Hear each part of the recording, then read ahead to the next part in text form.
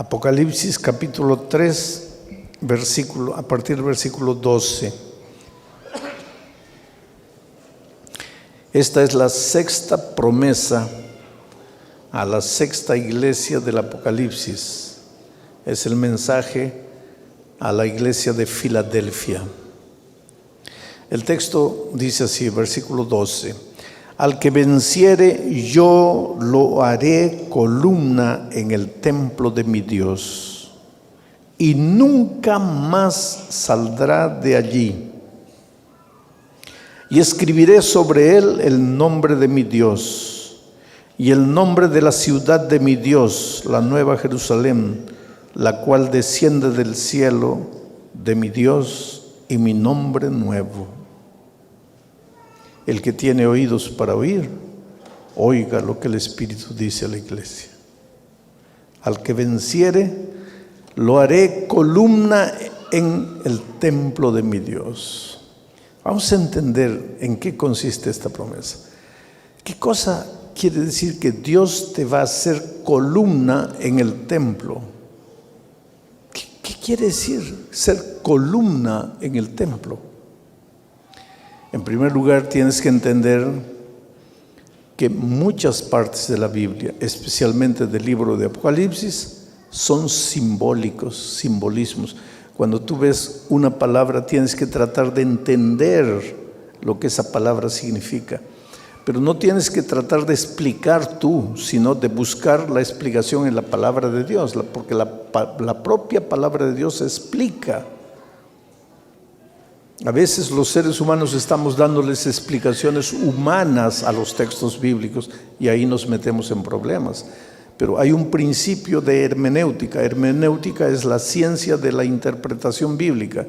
Y ese principio dice que la Biblia se explica a sí mismo. La Biblia se explica sola, no tienes que explicarla tú. Entonces, cuando yo te digo, te hago la pregunta, ¿qué cosa significa ser columna en el templo? Tú primero tienes que entender qué cosa es el templo de Dios. Y para entender qué cosa es el templo de Dios, tú no tienes que dar tus opiniones, tú tienes que leer la Escritura, porque la Escritura te va a responder. Entonces vamos al texto bíblico para entender qué cosa es el templo. Cuando Apocalipsis dice que serás columna en el templo de Dios, ¿qué está queriendo decir? Vamos al Evangelio de San Juan, al capítulo 2 del Evangelio de San Juan, a partir del versículo 18. Mira lo que dice. Y los judíos respondieron y le dijeron a Jesús, ¿no? ¿Qué señal nos muestras ya que haces esto? Porque los judíos dudaban de Jesucristo. Los judíos no creían que Jesús era el Hijo de Dios, que era el propio Dios. Y siempre le andaban pidiendo señales. ¿Qué señal nos das de que eres Dios? Y los judíos respondieron y le dijeron, ¿qué señal nos muestras ya que haces esto? Versículo 19, Jesús respondió y les dijo, destruid este templo y en 3 días lo levantaré. Dijeron luego los judíos, en 46 años fue edificado este templo, y tú en 3 días lo levantarás. Pero Jesús hablaba del templo de su cuerpo. Interesante, ¿no? Jesús estaba pasando con los judíos, sus discípulos, cerca del templo de Jerusalén. Y los judíos le preguntaron a Jesús, a ver, danos una señal, una muestra, pruébanos que tú eres Dios. Y Jesús le dijo, destruid este templo y en 3 días yo lo voy a levantar de nuevo. Como los judíos no entendían, porque cuando escuchaban la palabra templo, pensaban en el templo, en la estructura, en el edificio. Entonces los judíos pensaron, pero estás loco. Si nos ha llevado 46 años para construir el templo, ahora tú en 3 días lo vas a levantar de nuevo. Y entonces el texto dice, pero Jesús no estaba hablando del templo de piedras, de cemento, de ladrillo. Jesús estaba hablando de su cuerpo, porque su cuerpo es el templo espiritual. Entonces, cuando Jesús dice que si vences te va a hacer columna en su templo, no está hablando en el templo físico. Está diciendo que tú vas a ser columna en su cuerpo. Ahora se complican las cosas más. ¿Cómo es que yo voy a ser columna en el cuerpo de Cristo?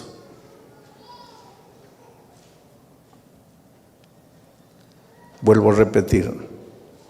Deja que la Biblia explique, porque la Biblia explica todo. No trates de tú dar tus ideas particulares, humanas. Deja que la Biblia explique.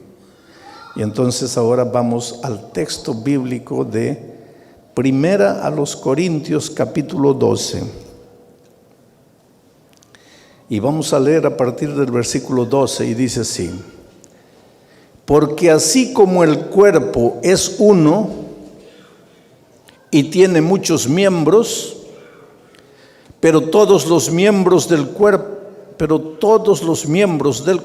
siendo muchos, son un solo cuerpo, así también Cristo.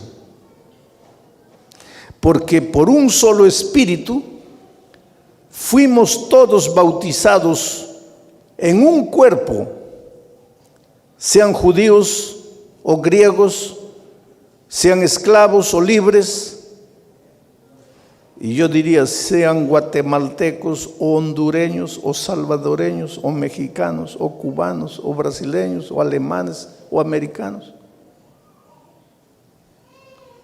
Trata de entender lo que Pablo está diciendo aquí. Pablo dice así: la iglesia es como un cuerpo. La iglesia es como el cuerpo espiritual de Cristo. Y así como un cuerpo tiene ojos, tiene oídos, tiene manos, tiene pies, tiene riñones, tiene hígado, el cuerpo tiene muchos miembros, pero todos los miembros son un solo cuerpo. Así también es con Cristo, con el cuerpo espiritual de Cristo, con su iglesia. Su iglesia es el cuerpo, el símbolo del cuerpo de Cristo. Y así como un cuerpo físico tiene muchos miembros, la iglesia espiritual también tiene muchos miembros. Ahí está un miembro, ahí está otro miembro, ahí está otro miembro. Ahí está. Cada uno de nosotros somos un miembro del cuerpo de Cristo, del templo de Cristo. Y es interesante. ¿Qué miembro del cuerpo de Cristo eres tú? Riñón, corazón, pulmón, hígado. Es interesante esta figura, porque en el cuerpo de Cristo a veces los miembros que más aparecen son los que menos trabajan. Y los que más trabajan a veces nunca aparecen. Y eso es así en la vida también. ¿Alguna vez tú has visto una muchacha andando con la foto de su riñón? ¿Ah? Mira mi riñón. ¿No? Pero has visto a una muchacha andando con la foto de sus ojos. Mira mis ojos, azules, bonitos, verdes. Ahora yo te hago una pregunta. ¿Un cuerpo puede vivir sin ojos? ¿Puede vivir sin ojos? ¿Y sin riñón puede vivir? ¿Qué es más importante en el cuerpo, los ojos o el riñón? Pero nadie anda con la foto de su riñón. Todos andan con la foto de sus ojos. ¿Qué está queriendo decir esto? Que a veces en la iglesia los que más aparecen no son los más indispensables. Y a veces los más indispensables nunca aparecen. Cuando tú entras a la iglesia tienes que tener conciencia de eso.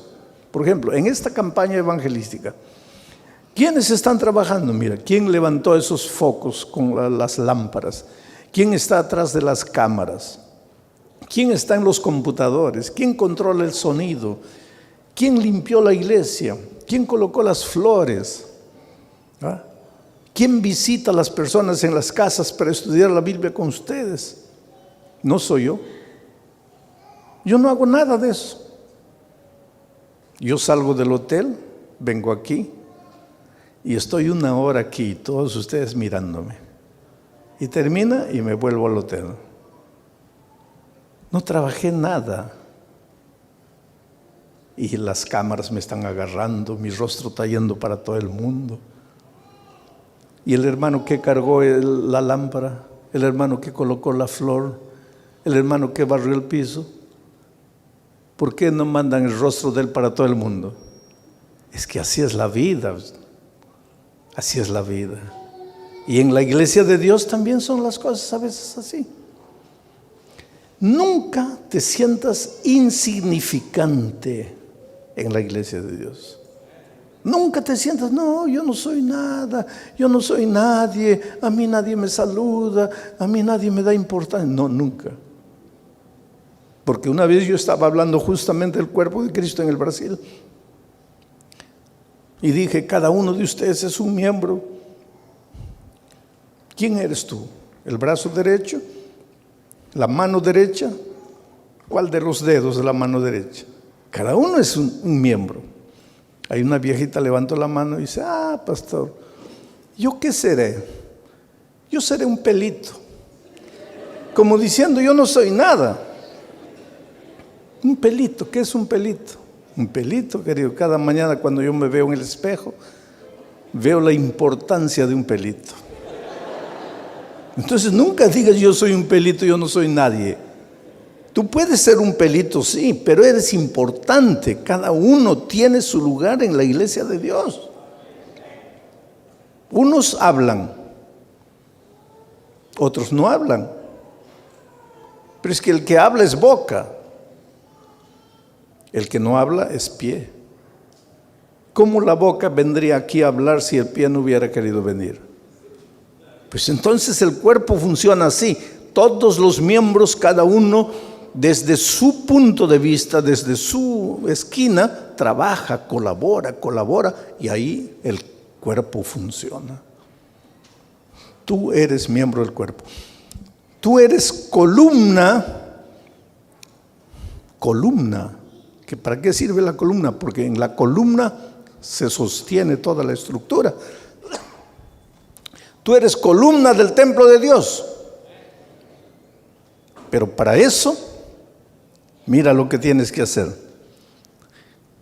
Ahí vamos a volver a leer el texto de 1 Corintios 12. Porque así como el cuerpo es uno y tiene muchos miembros, pero todos los miembros del cuerpo, siendo muchos, son un solo cuerpo, así también es Cristo. Porque por un solo espíritu fuimos todos bautizados en el cuerpo de Cristo. La única puerta de entrada para ser columna en el templo de Dios es el bautismo. Esa es la puerta de entrada para que seas columna en el templo de Dios. ¿Y por qué la promesa a la iglesia de Filadelfia dice, al que venciere yo lo haré columna en mi templo? ¿Por qué? Porque tienes que vencer. ¿Vencer qué? Vencer el miedo, vencer el preconcepto, vencer las dudas, porque las grandes dificultades que tú tienes para bautizarte son las dudas. Porque muchos de ustedes ya están estudiando la Biblia, pero piensan así, ¿será que me bautizo? Y si me bautizo, ¿no estaré cometiendo un error? Después me voy a arrepentir de ese error. ¿Será que esta es la iglesia? Hay tantas iglesias en el mundo. ¿Será que estoy haciendo bien? ¿Será que no estoy haciendo bien? O entonces tú te preguntas así, pero yo ya fui bautizado por inmersión en otra iglesia y ahora ¿por qué me quieren bautizar de nuevo? O entonces otra interrogación que entra a tu mente y te dice así, Pero cuando yo era un bebito de 6 meses me bautizaron. Entonces yo ya estoy bautizado. ¿Por qué tengo que bautizarme de nuevo? Interesante que la Biblia responde a todas las preguntas. A todas las preguntas. Y la Biblia presenta las características de un bautismo auténtico, verdadero. Y te voy a mencionar algunas características. Mateo 28, cuando el Señor Jesús da la misión, mira lo que dice. Vamos a Mateo 28. Voy a gastar un poco de tiempo, pero tengan paciencia porque ustedes necesitan saber estas cosas. Mateo capítulo 28, versículo 18 en adelante dice: y Jesús se acercó y les habló diciendo: toda potestad me es dada en el cielo y en la tierra. Por tanto, id, haced discípulos a todas las naciones, bautizándolos en el nombre del Padre y del Hijo y del Espíritu Santo, enseñándoles que guarden todas las cosas que os he mandado, y he aquí yo estoy con vosotros hasta el fin del mundo. ¿Cuál es la primera condición para que una persona sea bautizada? La persona tiene que tener la capacidad de aprender, porque tiene que ser enseñada, porque tiene que ser hecha discípula. Si no tiene la capacidad de aprender, si todavía no puede ser enseñada, si no tiene capacidad mental, emocional de aprender, no puede ser bautizada. Porque uno de los requisitos para que la persona sea bautizada es que tenga la capacidad de aprender. Mi pregunta es la siguiente: ¿un bebito de 6 meses tiene capacidad de aprender, de ser enseñada en las verdades bíblicas? Todavía no, va a tener, pero todavía no la tiene.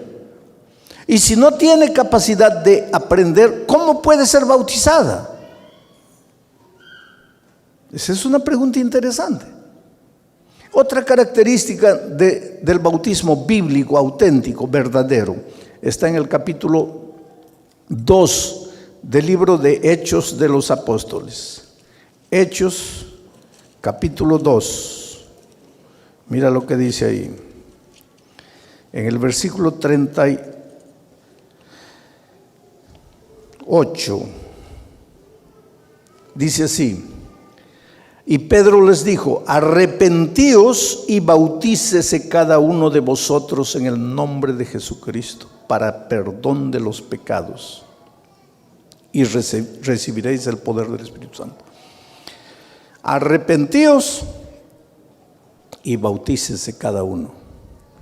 Segunda característica de un bautismo verdadero: tienes que arrepentirte de tus pecados antes de ser bautizado. Un bebito de 6 meses puede arrepentirse de sus pecados. Si el pobrecito no tiene conciencia, ¿de qué se va a arrepentir? ¿Cómo se va a arrepentir? Y si no se puede arrepentir, ¿cómo puede ser bautizado? Primera característica: tiene que ser enseñado. No puede ser enseñado, no puede ser bautizado. Segunda característica: tiene que arrepentirse. No puede arrepentirse, no puede ser bautizado. Tercera característica: Marcos 16:16 dice: el que creyere y fuere bautizado, este será salvo. Un bebito de 6 meses puede creer. ¿Cómo va a creer? No tiene condición mental de creer. ¿Y cómo puede ser bautizado? Quiere decir que si un bebito es bautizado sin haber sido enseñado, sin haberse arrepentido, sin haber creído, ese bebito fue bautizado en un bautismo que no tiene las características auténticas de un bautismo verdadero. Te voy a hacer una ilustración. Vamos a decir que yo tengo aquí un billete de $100. Vamos a decir, este es de 20. También 20. Aquí está, un billete de $20. ¿Vale alguna cosa esto? No. ¿Ah? ¿Qué puedo comprar con $20? ¿Vale alguna cosa? Vamos a decir que no tengo nada que comer, estoy muriendo de hambre, no tengo amigos, no conozco a nadie. ¿Me valdría $20 para alguna cosa? Sí, muy bien. Entonces tengo que guardarlo porque es precioso esto. Me va a salvar de muchas cosas. Lo guardo con mucho cariño aquí. No, mejor aquí, cerca del corazón, el lugar más precioso, ahí, guardadito. Ahí un día vengo a una reunión como esta y alguien dice, mire, les voy a dar las características de un billete verdadero, porque hay mucho billete falso. Les voy a dar las características de un billete verdadero. Primera característica: si pasas el dedo por el papel no es fino, el papel es medio asperito. Primera característica. Segunda característica: si tú estrujas el papel y lo sueltas, él inmediatamente se abre. Si no se abre, es falso. Si se abre, es verdadero. Tercera característica: agarras el billete y lo miras en la contraluz, vas a ver un sello de agua. Si tiene el sello, verdadero. Si no tiene, falso. Entonces tú estás hablando aquí y yo sentado ahí saco mi billete para ver si es verdadero o falso. Primera característica: el papel tiene que ser medio áspero y yo paso fino completamente y me comienzo a asustar. Ay, Dios mío. Segunda característica: si tú lo aprietas y lo sueltas, tiene que soltarse rápido y el billete no se suelta. Ay. Tercera característica: si lo miras atrás, luz, tiene que tener el sello. Y yo miro, no tiene el sello. ¿Cuánto vale mi billete? Entonces ahora tú me dices, pastor, yo me bauticé cuando tenía 6 meses. Muy bien. ¿Fuiste enseñado? No. ¿Te arrepentiste? No. ¿Creíste? No. Entonces, ¿cuánto vale tu bautismo? No estás bautizado. Entonces no digas, me voy a bautizar de nuevo. ¿Qué te vas a bautizar de nuevo si nunca te bautizaste? En las características del bautismo bíblico, no te bautizaste. Pero ahora viene Pablo y dice, yo te haré columna, viene el ángel a la iglesia de Filadelfia y le dice, yo te haré columna en el templo de mi Dios. Vas a ser un miembro del cuerpo de Cristo. Vas a formar parte del templo espiritual de Dios, pero para eso tienes que entrar al tanque del bautismo, porque es a través del bautismo que se entra al templo de Dios. Y para eso tienes que vencer. ¿Vencer qué? Tu preconcepto. Porque ahora comienza el miedo. Ay, pero si yo me bautizo, mi pobre mamá que ya murió, ¿cómo se va a sentir la pobrecita si ella me bautizó a los 6 meses? ¿Tú te das cuenta de lo que tienes que vencer? Vas a tener que vencer. Por eso dice, al que venciere yo lo haré columna en mi templo, porque tienes que vencer temores, preconceptos y muchas cosas. Ahora, hay personas que se han bautizado con un conocimiento parcial del Evangelio. Ya conocían la Biblia, ya conocían la gracia maravillosa de Cristo y se bautizaron por inmersión. Pero después descubrieron otras verdades de la Biblia. Otras verdades de la Biblia. Entonces yo te voy a leer aquí lo que dice. ¿Se me cayó? Bueno, gracias. Hechos capítulo 19. Pablo llegó a Efeso y encontró gente que ya se había bautizado. Ya había sido bautizada por inmersión en el agua, pero había sido bautizada con un conocimiento parcial del Evangelio. Mira, la historia dice así. Aconteció que entre tanto que Apolos estaba en Corinto, Pablo, después de recorrer las regiones superiores, vino a Efeso y hallando a ciertos discípulos les dijo: ¿recibisteis el Espíritu Santo cuando creísteis? ¿Oísteis hablar del Espíritu Santo? ¿Sabéis lo que es el Espíritu Santo? Y ellos le dijeron: ni siquiera hemos oído si hay Espíritu Santo.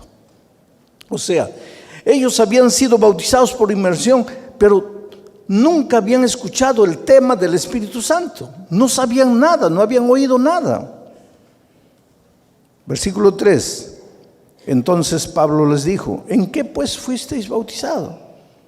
Ellos dijeron: en el bautismo de Juan. Dijo Pablo: Juan bautizó con bautismo de arrepentimiento, diciendo al pueblo que creyesen en aquel que vendría después de él, esto es, en Jesús el Cristo. Cuando oyeron esto, ellos fueron bautizados de nuevo en el nombre del Señor Jesucristo. Aquí está una cosa interesante.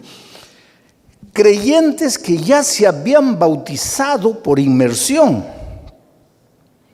pero no habían conocido todas las verdades bíblicas. Y cuando Pablo llega y les dice: pero ustedes ya conocen el tema del Espíritu Santo, ellos dicen: ni siquiera hemos oído hablar de este tema, pero aquí está, mira, aquí está. Entonces, ¿cómo se bautizaron ustedes? Pues con el conocimiento que teníamos, que Juan nos enseñó. Y después que Pablo les explicó todas las verdades, ahora ellos se bautizaron de nuevo en el nombre del Señor Jesucristo.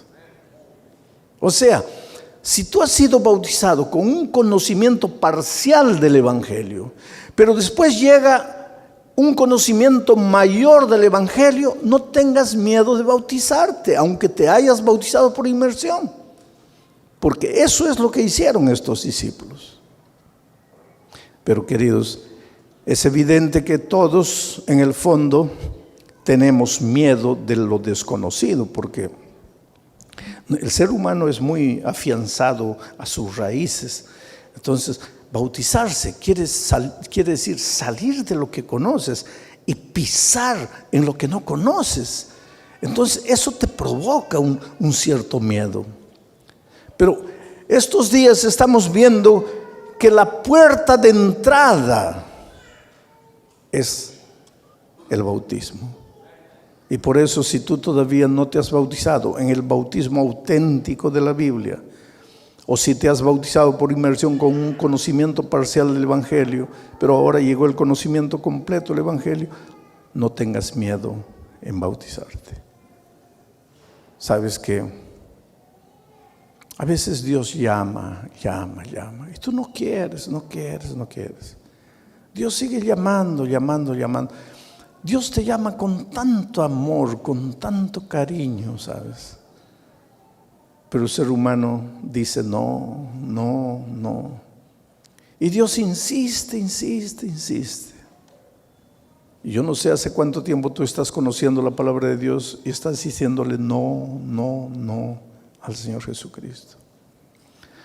Una vez una señora me invitó a su casa. Ella era miembro de iglesia. El esposo no quería saber nada de la iglesia. El esposo literalmente odiaba a los adventistas, odiaba a los pastores. El esposo maltrataba a la esposa por causa de la fe. Ella fue una mujer valiente que tomó la decisión de bautizarse. Pero después de eso, el esposo le hizo la vida un infierno. Y cuando yo llegué a aquella ciudad hace muchos años, ella inocentemente pues pensó: si el pastor Bullón viene a comer a mi casa y habla con mi esposo, yo sé que Dios va a usar al pastor para tocar el corazón de mi esposo. Pobrecita, ella desde su punto de vista humano pensó: esa es la salida. Pero decía: ¿cómo lo traigo al pastor Bullón? ¿Cómo lo traigo a mi casa al pastor Bullón? Entonces usó un argumento que yo no pude rechazar, porque me dijo así: mire, mi esposo, todos los pastores lo conocen, él no quiere saber nada de la iglesia adventista, él odia a los pastores, odia a la iglesia, pero a usted, él lo quiere. Y si usted viene a la casa, porque él lo está invitando para almorzar, venga. Y pues yo dije, pues, si yo no voy, puede ser que ese hombre se pierda solo porque no fui. Pues voy. Y cuando llego a la casa me doy cuenta que el esposo no me invitó para nada. Que el esposo no quería saber y me odiaba tanto cuanto a los otros pastores. Pero ya estaba metido en la boca del lobo, ya no podía salir. El hombre me miraba. No, era un ambiente horrible, horrible, porque él no me quería, él no decía bienvenido, yo estaba contra la voluntad de él, pero ella, pobrecita, me llevó engañándome para ver si tocaba el corazón del esposo. Entonces llegó la hora del almuerzo, se sirvió, yo me senté ahí, pero una situación incómoda, completamente incómoda. ¿Cómo tú te sentarías a la mesa de un hombre que no te quiere ahí? Y esa era mi situación, completamente incómoda. Y para remate, en medio del almuerzo, la esposa me pisca el ojo, como diciendo, pastor, ya empiece a hablarle. ¿Cómo le hablo si no había abertura para eso? No habría. Y una segunda vez me pisca el ojo. Y yo dije, no, si el hombre se da cuenta que ella me está piscando el ojo, aquí nos mata a los dos. Y pues antes que me comprometa más, ya le hablé al hombre, ¿no? Y el hombre se levantó, golpeó la mesa así. Dice, mire, yo no lo invité a mi casa, pero lo recibí. Y lo mínimo que yo espero es que usted me respete. Yo no me meto a su casa a querer convencerlo a usted de nada. Usted no puede entrar a mi casa a querer convencerme que su iglesia es la verdadera y que la mía no. Yo lo recibí. Yo respeto a mi esposa. Lo mínimo que espero es que ella me respete a mí. Aquel almuerzo es inolvidable en mi vida. Me fui, pasaron años, ¿sabe? Casi 10 años. Y un día vuelvo a esa ciudad a predicar una noche. Y cuando salgo ella viene atrás, pastor, ¿se acuerda de mí? Yo nunca me olvidaría de esa señora.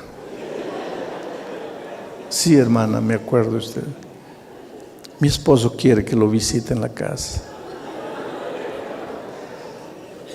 Yo le digo, mire, hermana, yo me acuerdo la última vez que él me invitó a su casa. No, pastor. Y ahí empezó a llorar. Y me dice, ahora sí, pastor. Él está bautizado, él es miembro de iglesia, solo que él no puede caminar. Y especialmente en el invierno, así en el frío, le duelen los huesos, él no puede. Él cuánto hubiera querido venir, porque él quiere pedirle perdón por lo que le hizo hace años. Yo le digo, pero hermana, ¿cómo finalmente él se bautizó? ¿Cómo? Me dice, pastor, es una historia dolorosa. Mi esposo no quería saber nada de Jesús, usted sabe, pero una noche, borracho, venía de una fiesta, ebrio, dirigiendo su carro, salió de la carretera. No murió, pero quedó 8 meses entre la vida y la muerte. En ese tiempo el socio de la empresa de él se apoderó de la empresa. Cuando él salió condenado a una silla de ruedas para el resto de la vida. Y se dio cuenta que había perdido la empresa, que el socio bandido se apoderó de la empresa. Para la recuperación de él tuvimos que vender propiedades, no tenemos nada, vivimos en una pequeña casa. Y un día, pastor, yo entré a la casa, lo encontré llorando. Le dije, ¿qué te pasa? Y él me dice, ¿tú crees que Jesús me aceptaría como estoy? Claro, ¿por qué no? Y él dice, no. Cuando yo tenía dinero, tenía una empresa, tenía vida, tenía salud, yo nunca quise. Ahora sin nada, enfermo, sin poder andar, ¿tú crees que Jesús me va a aceptar? Y ella lo abrazó y lo besó y le dijo, claro. ¿Quién te dijo a ti que Jesús estaba interesado en tu empresa, en tu dinero? Jesús te ama a ti. Y un día fue al tanque del bautismo, cargado por 4 diáconos, y lo hicieron entrar al tanque y fue bautizado. Yo me pregunto, él no podría haber venido andando con sus propios pies, así como tú cada noche te levantas y vienes. ¿No podría haber entrado al tanque del bautismo andando con sus propios pies? Podría. No quiso. Durante años y años Dios lo llamó con amor, lo llamó, no quiso. Un día la vida se encargó, sus propios errores, sus propias decisiones, porque nadie lo obligó a dirigir el vehículo ebrio. La vida lo dejó en una situación. Vino a bautizarse, pero cargado por 4 personas. Por eso la Biblia dice, hoy es el día de buena nueva. No es mañana, no es el próximo año, hoy. Y por eso Jesús esta noche dice, hijo, tú eres tan precioso que yo quiero hacerte miembro de mi templo, columna en mi templo. Tú me vas a servir, tú vas a ser un predicador del Evangelio, tú vas a ser una cantante del Evangelio, tú vas a, un día, de aquí a 2, 3 años, vas a estar corriendo, participando de la vida de la iglesia, pero sentado ahí sufriendo. No, yo tengo un plan para ti, tú vas a ser columna, sustentáculo, las columnas que sostienen mi templo, tú eres importante para mí, pero tienes que bautizarte, porque la puerta de entrada es el bautismo. Y sabes que Benjamín, Gloria y Alan entendieron eso. ¿Y por qué los menciono? Porque Benjamín, Gloria y Alan fueron miembros de una iglesia y fueron bautizados por inmersión.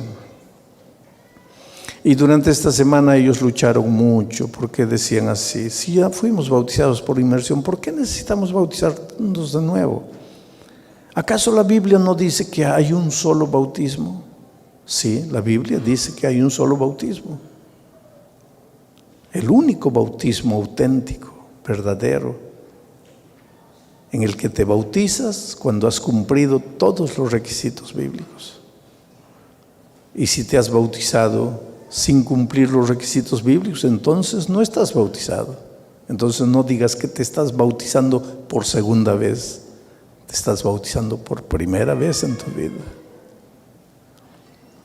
Y esta noche, pues, Benjamín entra al tanque del bautismo. Benjamín enseña la palabra de Dios. Él conoce la Biblia.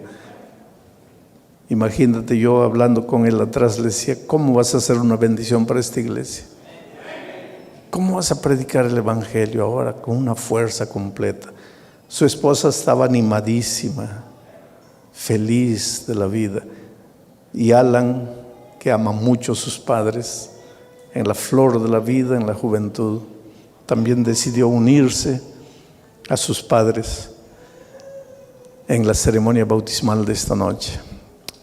En este momento ellos están entrando. Benjamín, Gloria y Alan. Y si tú estás sufriendo en tu corazón, luchando para vencer el miedo, el preconcepto, el temor, la duda, yo estoy orando en tu corazón para que Dios haga maravillas en tu vida y tú formes parte de las columnas del templo y tú seas un miembro activo de iglesia y Dios haga maravillas a través de tu vida. Miren qué linda familia, ¿no? Qué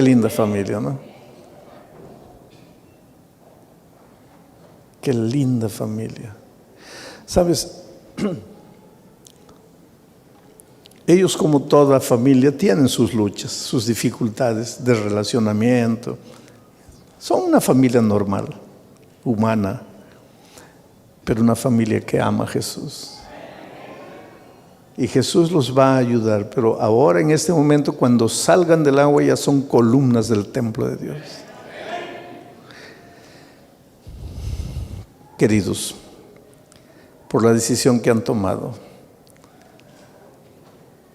para que nuevamente ustedes sientan en su corazón la paz del Evangelio, de la gracia maravillosa de Cristo, para que caminen en caminos de victoria, de obediencia a la palabra de Dios, y para que sean columnas en el templo de Dios. El pastor Francisco, como ministro del Evangelio, los bautiza en nombre del Padre, del Hijo y del Espíritu Santo. Amén.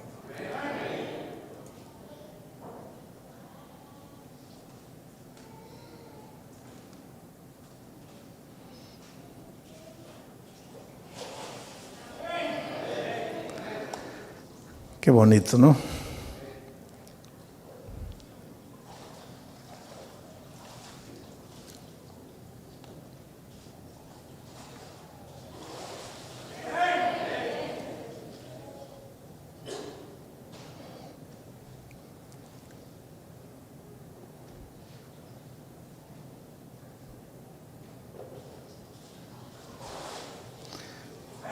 Dense un abrazo ahí.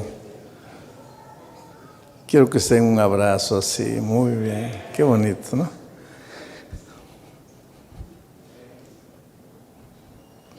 Hay un himno que dice: ¿qué sería de mí si no me hubieras encontrado?